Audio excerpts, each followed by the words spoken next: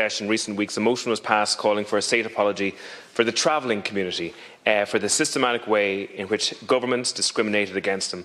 Basically, what happened was this country told travelling people that they could only be accepted and included in society if they ceased being travellers.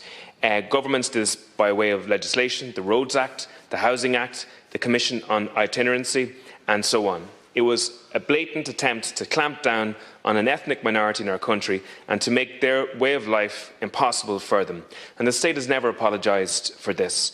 Too often in my role as a politician, I do experience situations where you're talking to people and they whisper to you that they are a traveller, and the reason they whisper is because they are too ashamed to say it out loud. And I actually know of a married person whose spouse did not know that they were a traveller when they got married. It's heartbreaking to see, and not to mention the demise of a lot of the traveller culture, such as the cant language.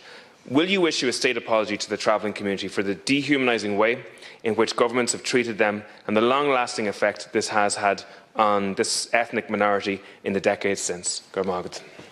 So, thank deputies for their questions, and Deputy Tobin's first question related to the possibility of a state apology to the traveller community. In many ways, he spoke about the attempt for decades, essentially, to assimilate the traveller community, which was wrong and shouldn't have happened. What I do recall from the government led by Enda Kenny, and often with a lot of leadership from Minister of State David Stanton at the time, we as a state recognised the traveller ethnicity, and I think that was the right thing to do. I do know from being involved in state apologies in the past, any apology has to be carefully considered. First of all, it has to be adequate, because if it's not adequate, it's not accepted. It has to be authentic. You can only apologise for things that definitely happened,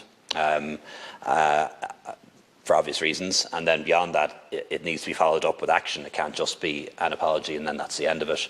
And certainly I'd be happy to engage with the travel organisations on the matter.